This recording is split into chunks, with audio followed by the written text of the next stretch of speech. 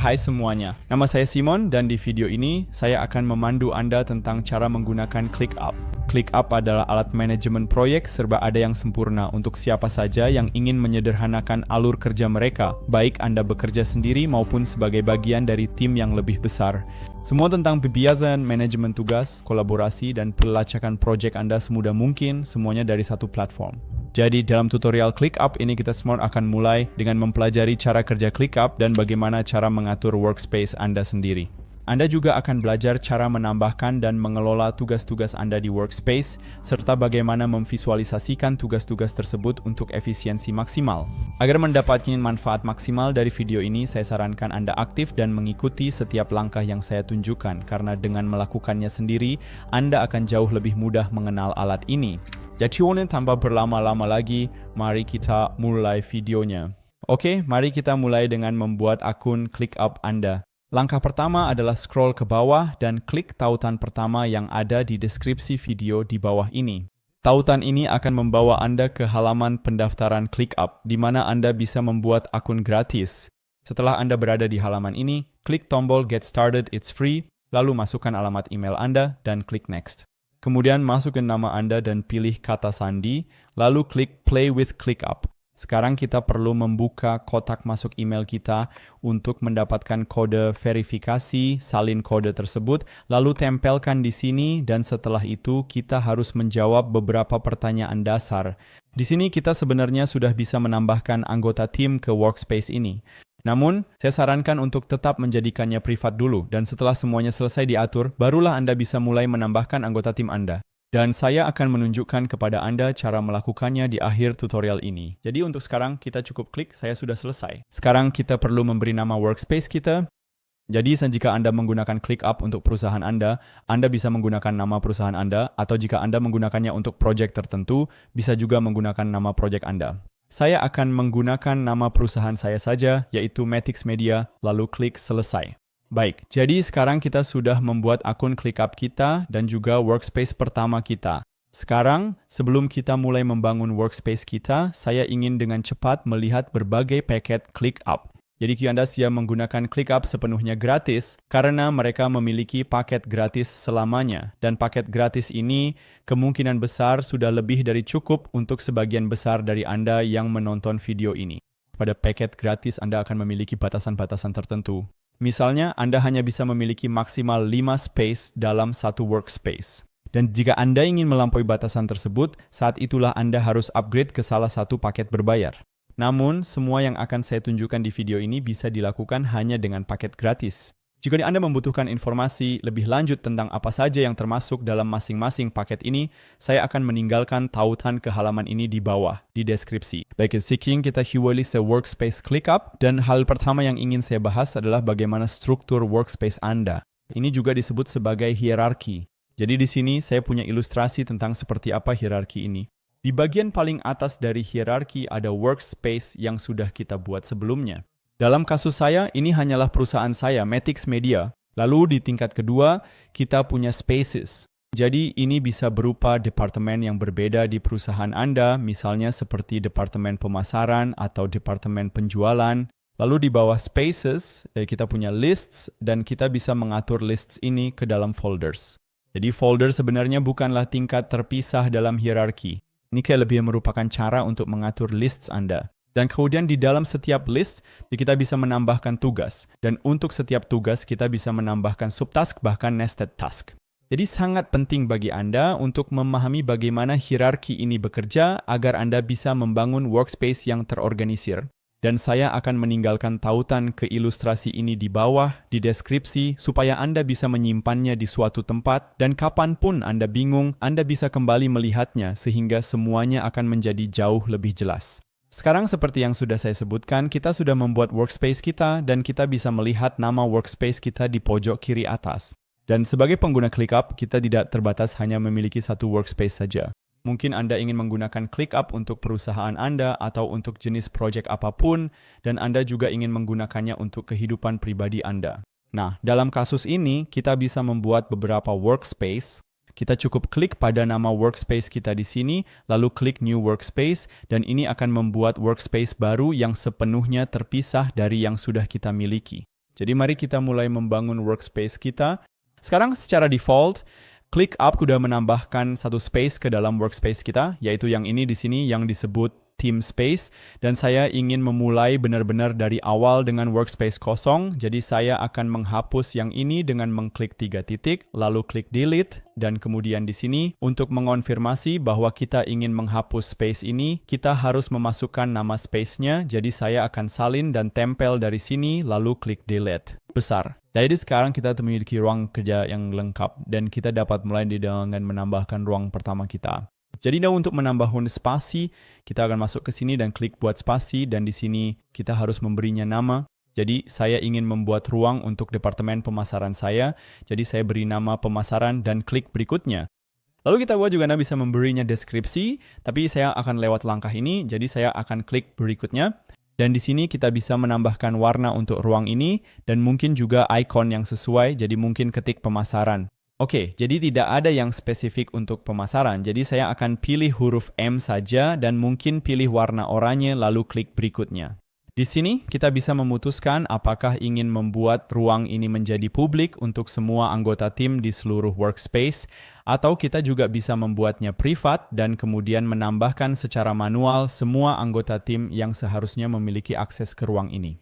Sekarang, jika Anda satu-satunya yang menggunakan workspace ini, pilihannya sebenarnya tidak terlalu penting, tapi jika Anda akan bekerja dengan tim, mungkin lebih baik untuk tetap membuatnya privat untuk saat ini dan kemudian menambahkan semua orang yang seharusnya memiliki akses, dalam kasus saya, semua orang yang ada di departemen pemasaran. Jadi saya akan tetap membuatnya privat untuk sekarang dan klik berikutnya. Dan di sini, kita bisa menentukan berbagai status default untuk tugas-tugas kita di dalam ruang ini. Jadi secara default, kita hanya memiliki 2 status.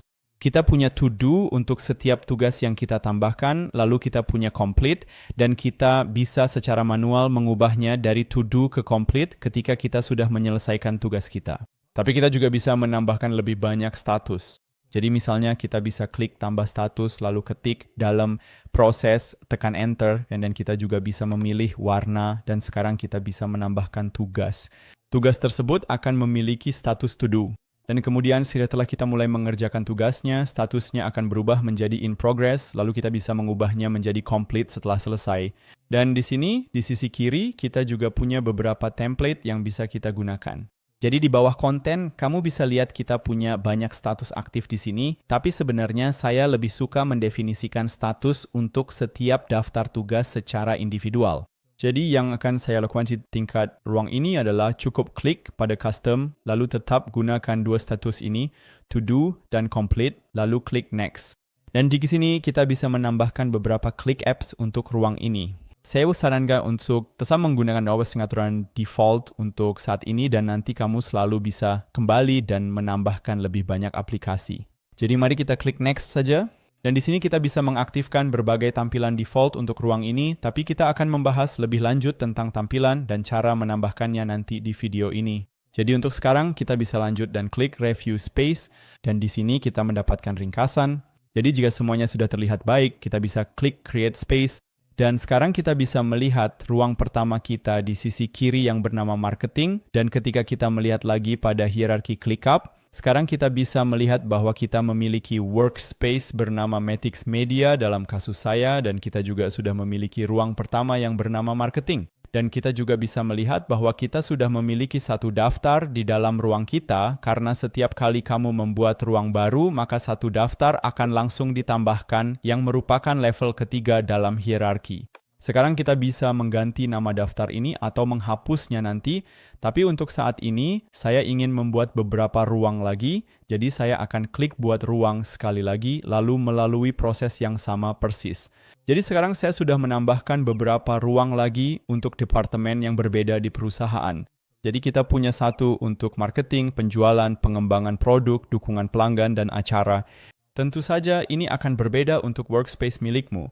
Saya hanya menggunakannya sebagai contoh di sini, tapi perlu diingat bahwa pada paket gratis, kamu hanya bisa menambahkan maksimal 5 ruang, dan jika kamu butuh lebih dari itu, kamu harus upgrade ke paket berbayar. Jadi saya sarankan untuk membuat ruang-ruangmu cukup umum agar 5 ruang sudah cukup untuk workspace-mu jika kamu ingin tetap menggunakan paket gratis. Jadi sekarang kamu sudah tahu cara menambahkan ruang ke workspace-mu, dan mulai dari titik ini, kita hanya akan bekerja di salah satu dari 5 ruang kita, yaitu ruang pemasaran. Agar semuanya tetap jelas, saya akan menutup semua ruang lainnya, supaya kita bisa melihat dengan pasti di mana kita sedang bekerja, dan itu adalah di ruang pemasaran di sini. Sekarang mari kita lihat daftar yang merupakan tingkat ketiga dalam hierarki kita, dan seperti yang sudah saya sebutkan, kita sudah memiliki satu daftar di ruang pemasaran kita.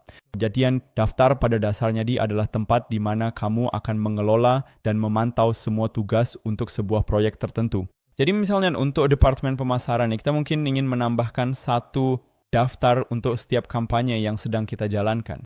Jadi hal pertama yang akan saya lakukan di sini adalah cukup mengklik daftar tersebut, lalu mengganti namanya sesuai dengan kampanye tertentu. Cara termudah adalah dengan mengklik nama yang sedang digunakan di bagian atas ini, lalu masukkan nama kampanyenya. Saya juga suka memberi nomor pada setiap hal, jadi saya akan menambahkan angka 1 lalu menuliskan kampanye Black Friday.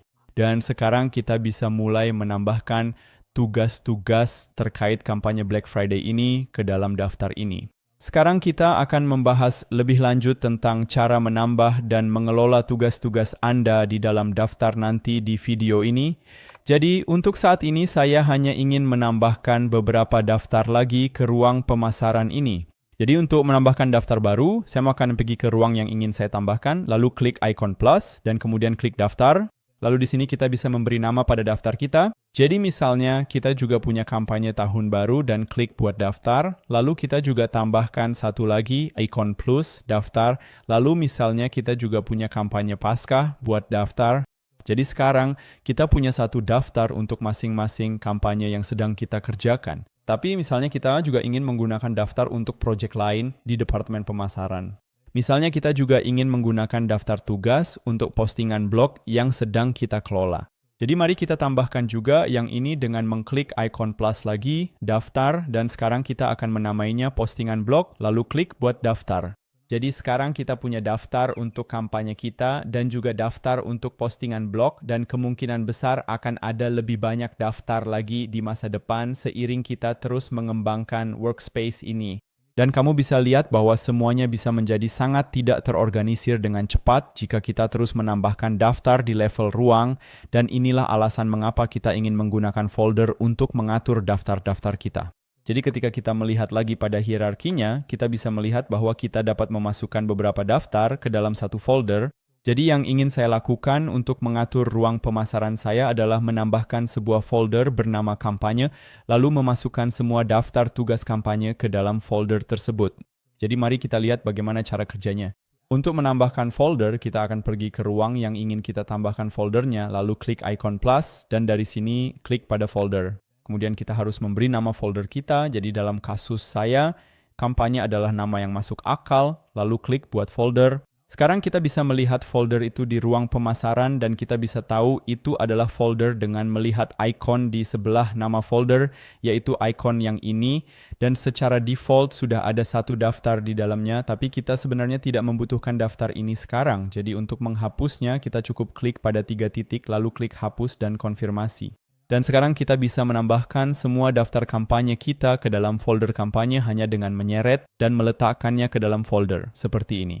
Jadi sekarang, kapanpun kita tidak sedang mengerjakan salah satu kampanye ini, kita bisa menutup folder ini dengan mengklik panah drop-down, dan itu akan membuatnya jauh lebih mudah untuk menjaga tampilan workspace Anda tetap rapi. Untuk menjaga segala sesuatunya tetap terorganisir, saya sarankan untuk menggunakan folder untuk semua daftar Anda. Jadi saya juga ingin membuat folder untuk daftar postingan blog kita. Jadi saya bisa klik icon plus lagi dan klik folder, lalu saya mungkin akan membuat folder untuk segala sesuatu yang berhubungan dengan website kita.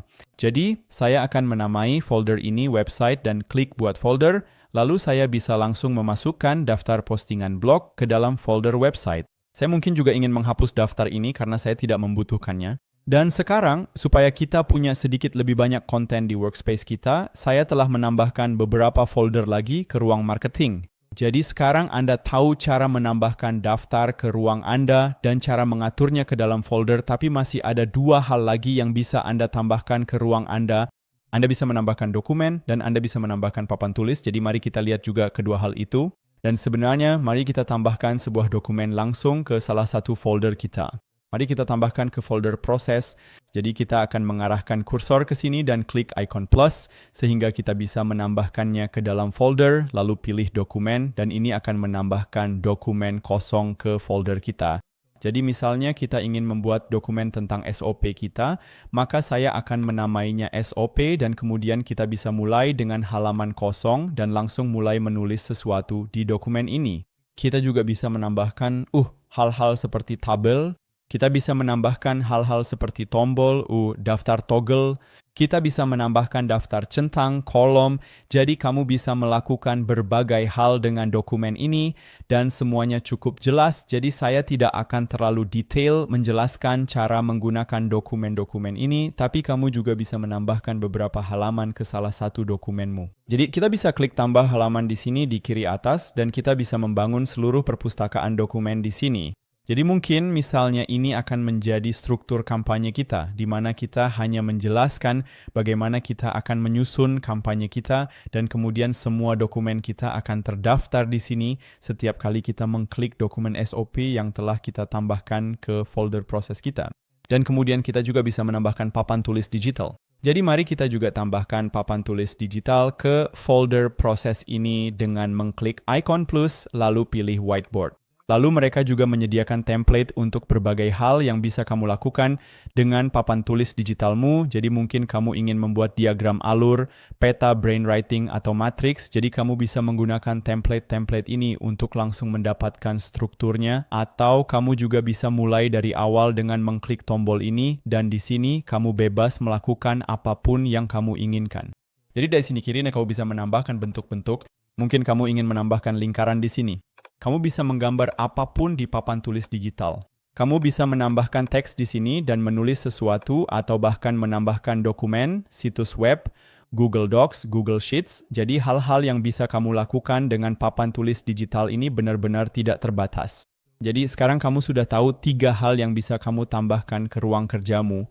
Kita punya daftar, kita punya dokumen, dan kita punya papan tulis digital. Lalu kita juga punya folder-folder yang bisa kita gunakan untuk mengatur semua dokumen ini. Dan sekarang kita akan melihat tingkat terakhir dari hierarki kita, yaitu menambahkan dan mengelola tugas di dalam daftar kita. Jadi untuk menambahkan tugas pertama kita, mari kita pergi ke folder campaigns, lalu masuk ke daftar Black Friday campaign, dan di dalam daftar ini ada 2 cara untuk menambahkan tugas.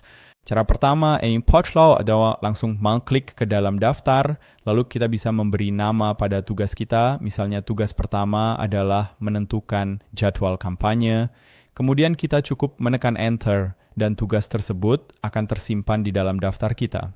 Kemudian kita juga bisa menetapkan tugas baru ini kepada salah satu anggota tim kita dengan mengklik ikon di bawah assignee dan saat ini hanya saya yang ada di tim, jadi saya bisa menetapkan tugas ini untuk diri saya sendiri. Lalu kita juga bisa menambahkan tanggal jatuh tempo, jadi kapan tugas ini harus diselesaikan.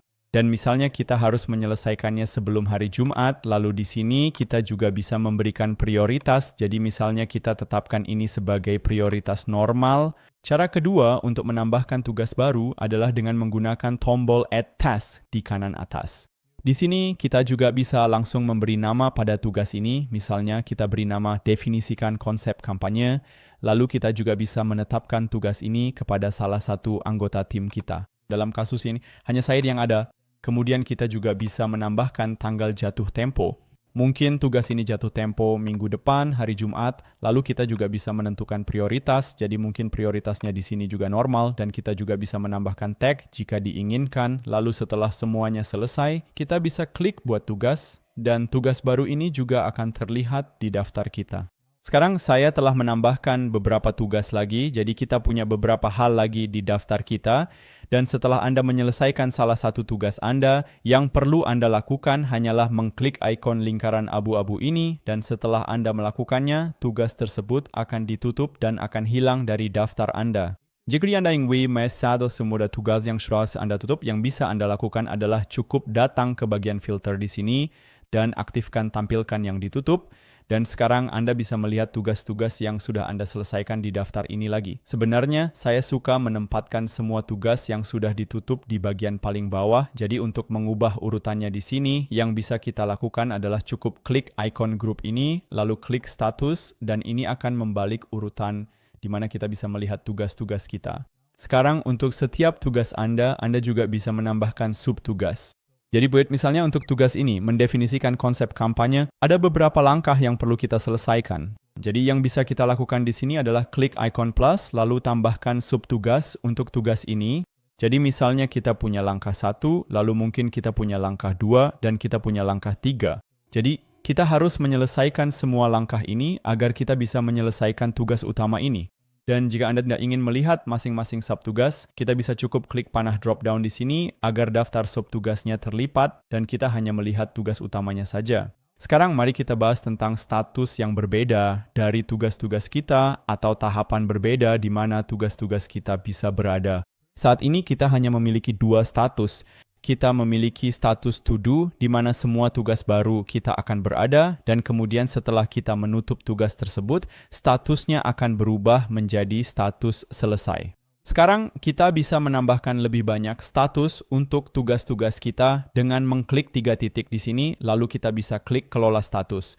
Dan di sini, sekali lagi, kita bisa melihat status kita, to do dan complete, tapi kita bisa menambahkannya lagi dengan mengklik custom, lalu kita sudah mendapatkan satu status lagi. Jadi sekarang kita punya in progress. Jadi sekarang kita punya to do, in progress, complete, dan kita bisa menambahkannya lagi baik secara manual, atau kita juga bisa melihat berbagai template yang sudah pernah kita lihat saat kita menyiapkan ruang kerja kita. Jadi misalnya untuk template pemasaran, kita punya status open, concept, in progress, running, dan seterusnya. Sekarang saya ingin membuat semuanya sedikit lebih sederhana, jadi saya akan kembali ke custom, lalu sebagai contoh, mari kita tambahkan satu status lagi. Misalnya, in review, lalu tekan enter. Mari kita beri warna oranye, lalu klik save. Dan sekarang kita bisa pergi ke salah satu tugas kita. Misalnya kita ingin pergi ke permintaan anggaran dan kita ingin mengubah status tugas ini dengan mengklik lingkaran ini. Dan sekarang statusnya tidak otomatis berubah menjadi complete karena kita punya lebih dari 2 status. Jadi sekarang kita bisa mengubahnya dari status to do menjadi in progress dan statusnya akan berubah. Tugas itu tidak akan ada lagi di daftar to do. Tugas itu akan ada di daftar in progress di sini. Dan ketika kita membuat kemajuan lebih lanjut dengan tugas ini, kita bisa kembali mengklik lingkaran tersebut, lalu mungkin mengubahnya menjadi dalam tinjauan, dan setelah selesai, kita bisa mengubahnya menjadi selesai. Sekarang, mari kita lihat bagaimana cara mengelola kolom di daftar Anda dan bagaimana menambahkan kolom custom. Saat ini kita memiliki 3 kolom default ini. Kita memiliki penanggung jawab, tanggal jatuh tempo, dan prioritas.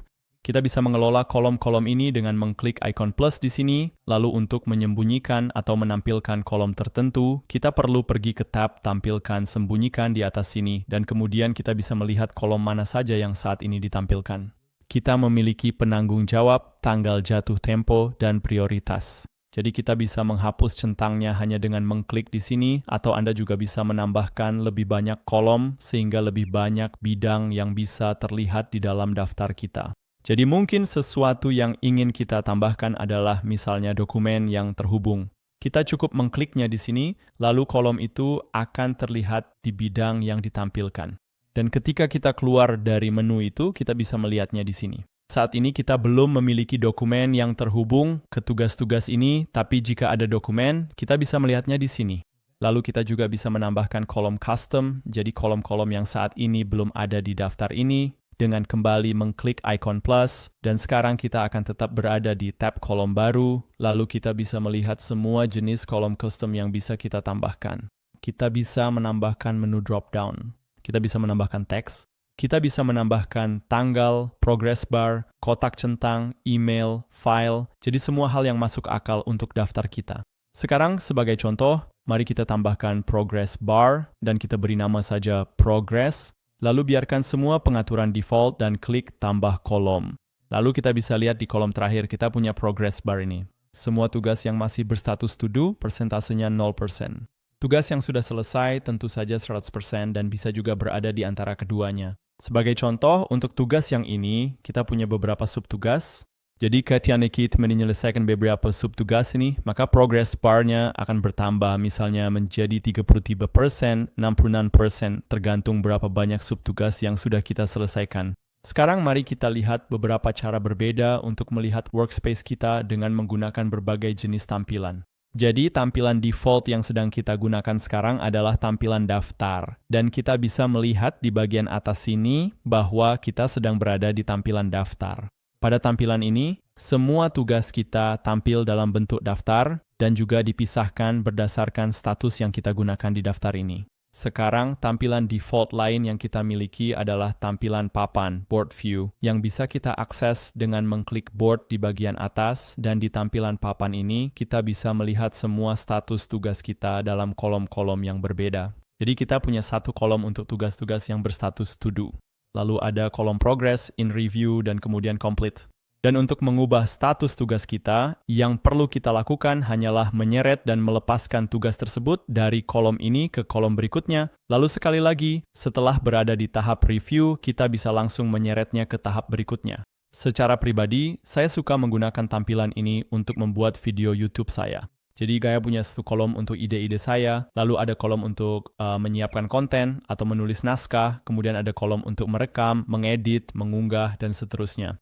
Tampilan lain yang bisa sangat berguna, terutama jika Anda bekerja dengan tenggat waktu, adalah tampilan kalender, dan saat ini kita belum mengaktifkannya untuk daftar ini. Jadi kita perlu menambahkannya dengan mengklik tombol plus view, lalu di sini kita bisa menemukan berbagai macam tampilan, dan di sini ada tampilan kalender. Jadi mari kita klik, lalu kita bisa langsung klik tambahkan kalender. Dan sekarang kita juga telah menambahkan tampilan kalender ke daftar ini yang bisa kita lihat di sini. Dan untuk semua tugas yang memang memiliki tanggal jatuh tempo, kita seharusnya bisa melihatnya di sini. Jadi misalnya penjadwalan pertemuan pertama akan jatuh tempo besok 29 Februari. Kita juga bisa berpindah ke bulan berikutnya di sini, lalu kita bisa melihat beberapa tugas lagi di sini yang memiliki tanggal jatuh tempo. Kita juga bisa mengkliknya lalu menambahkan komentar atau melakukan perubahan apapun pada tugas ini. Dan untuk kembali ke tampilan daftar asli, kita cukup menutup tugasnya, lalu di bagian atas sini kita bisa beralih dari tampilan kalender ke tampilan daftar yang asli. Selanjutnya, mari kita lihat bagaimana menggunakan filter untuk dengan cepat menemukan tugas yang Anda cari. Jadi, bila di sini, ini adalah filter-filter yang tersedia. Anda juga bisa menyembunyikannya dengan mengklik sembunyikan di sini, lalu Anda bisa menampilkannya kembali dengan mengklik filter, dan kita akan membahasnya dari kiri ke kanan dan melihat beberapa filter yang berguna. Di paling kiri sini kita punya filter group yang akan menentukan bagaimana tugas-tugas Anda akan dikelompokkan. Saat ini, tugas-tugas dikelompokkan berdasarkan status yang bisa kita lihat karena ada grup to do, grup in review, dan grup complete, tapi kita juga bisa mengubah pengelompokannya. Jadi misalnya kita ingin mengelompokkan tugas berdasarkan prioritas, kita cukup klik prioritas di sini, lalu kita akan melihat tugas-tugas yang paling mendesak di bagian atas, kemudian prioritas tinggi di bawahnya, lalu normal, dan di paling bawah adalah grup yang kurang penting. Kita juga bisa menggunakan grup berdasarkan penanggung jawab agar kita bisa melihat siapa yang bertanggung jawab atas tugas apa atau menggunakan grup lainnya. Saya akan mengembalikannya ke status untuk saat ini, dan sekali lagi, jika Anda ingin membalik urutan grup, Anda cukup datang ke sini lagi, lalu klik grup ini lagi, dan urutan grup akan berubah, sehingga status selesai akan kembali berada di paling bawah. Lalu di filter kedua ini, kita pada dasarnya bisa memperluas semua subtugas ini sekaligus saat kita klik di sini, maka untuk semua tugas yang memang memiliki subtugas, sekarang akan terlihat juga. Dan ketika kita ingin menutupnya lagi dengan satu klik, kita bisa langsung ke sini lagi dan klik pada Collapse All, lalu kita hanya akan melihat tugas utama saja. Lalu kita akan lanjut ke yang ketiga di sini. Ini pada dasarnya adalah tombol yang sama seperti yang sudah kita lihat sebelumnya, yaitu yang ini di sini. Di sini kita pada dasarnya bisa mengatur semua custom field dan semua kolom untuk daftar ini. Lalu di sini, Me Mode juga sangat berguna. Jadi dengan mengaktifkan mode ini, kamu hanya akan melihat semua tugas yang ditugaskan kepadamu. Jadi, jika kamu hanya ingin melihat semua tugas yang memang harus kamu kerjakan, kamu bisa langsung aktifkan Me Mode. Lalu jika kamu hanya ingin melihat semua tugas dari anggota tim tertentu, kamu cukup klik tombol ini di sini, lalu pilih anggota timmu, dan kamu hanya akan melihat semua tugas mereka. Dan kemudian kita sudah membahas yang ini sebelumnya. Kardinal, jika kamu ingin semua tugas yang sudah selesai terlihat, ya kamu bisa aktifkan ini, tapi jika kamu hanya ingin tidak melihat semuanya, kamu cukup klik ikon X ini dan tugas yang sudah selesai tidak akan terlihat lagi di daftar kamu.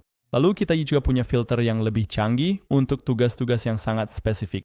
Jadi ketika kita klik yang ini di sini, kita bisa menjadi sangat spesifik. Jadi misalnya, katakanlah kita ingin memfilter semua tugas yang jatuh tempo dalam 7 hari ke depan, kita bisa pilih tanggal jatuh tempo di sini dan pilih adalah, lalu misalnya, 7 hari berikutnya. Dan kemudian kita hanya akan mendapatkan semua tugas yang jatuh tempo dalam 7 hari ke depan. Dan kita bahkan bisa menambahkan filter lain di atas filter ini dan menambah filter baru di sini. Mungkin kita juga hanya ingin melihat tugas-tugas yang memiliki prioritas tertinggi. Jadi misalnya, prioritas adalah, misalnya, mendesak. Dan kemudian kita hanya akan tersisa satu tugas. Dan untuk menghapus filter ini lagi, yang perlu kita lakukan hanyalah klik tanda X di sini, lalu semuanya kembali normal. Cara lain yang sangat mudah untuk menemukan tugas tertentu adalah dengan menggunakan fungsi pencarian. Jadi, kamu bisa langsung klik pada pencarian atau klik langsung ke kolom pencarian di sini.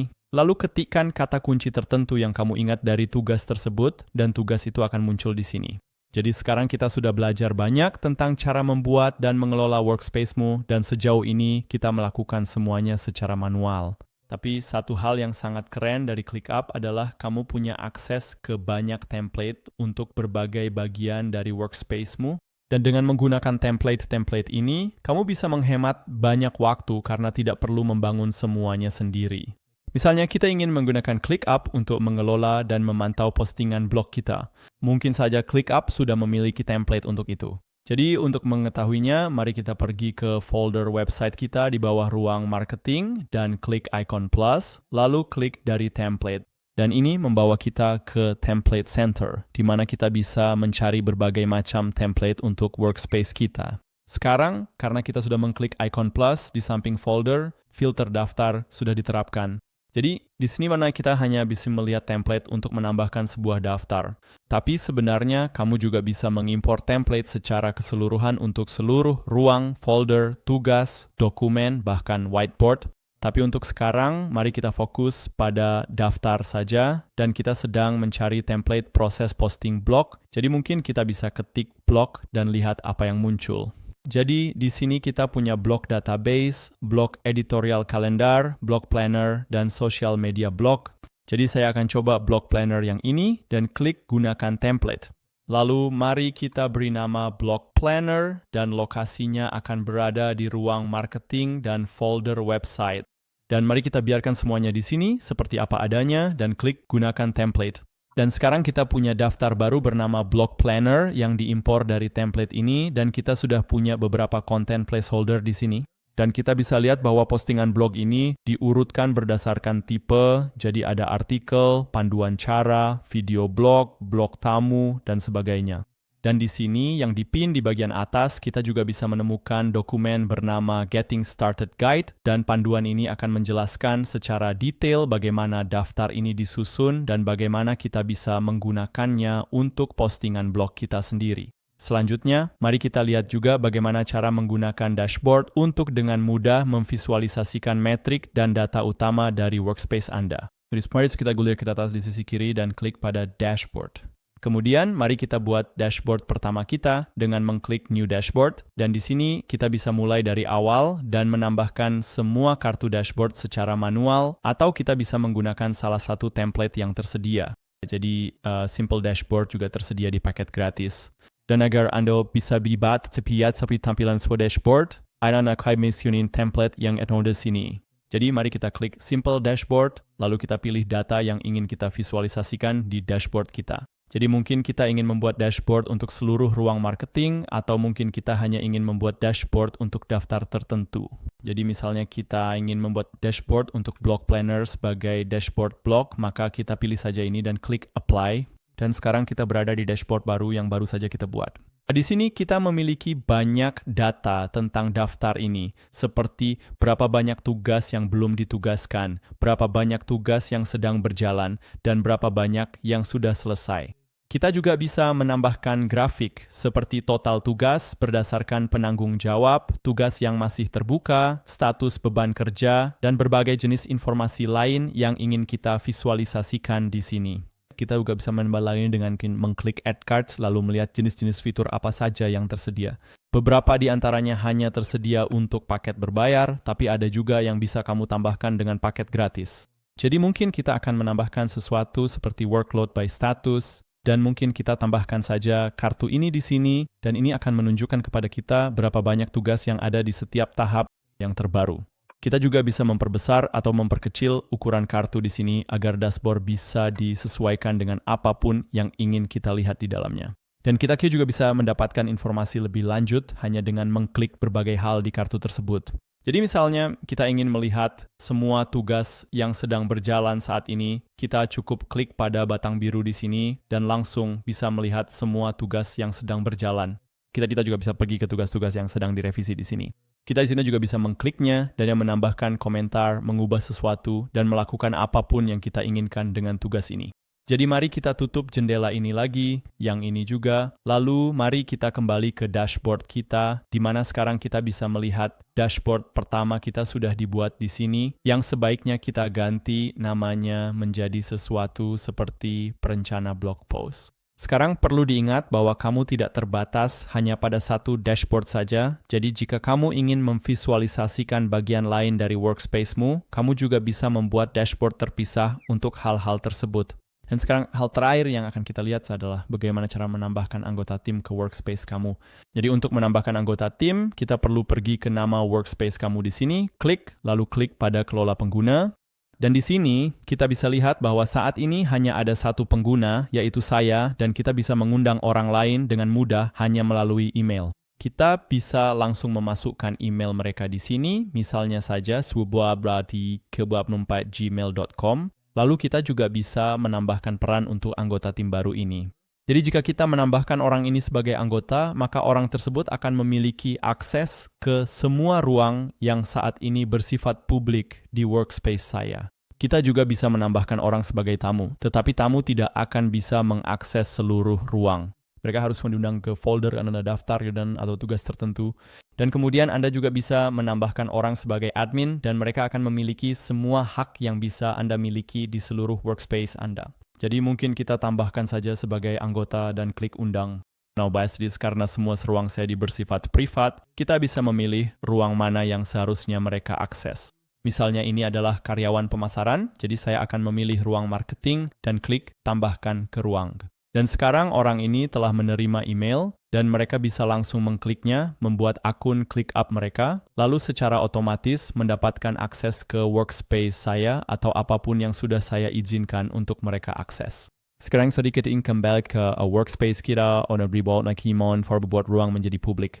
Karena sekali lagi, setiap anggota tim di workspace akan memiliki akses ke semua ruang yang bersifat publik. Jadi misalnya jika Anda memiliki perpustakaan dokumen yang berlaku untuk semua anggota tim Anda ingin membuat ruang tersebut menjadi publik.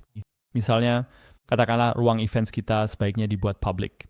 Kita bisa langsung masuk ke ruang tersebut, klik 3 titik, lalu pergi ke bagikan dan izin, dan di sini kita bisa klik jadikan publik, lalu tutup jendelanya. Dan ketika Anda memuat ulang halaman, kita seharusnya bisa melihat bahwa ikon gembok di samping ruang yang baru saja kita buat publik telah hilang. Sekarang, mari kita juga lihat bagaimana cara menambahkan tamu ke bagian-bagian tertentu di workspace.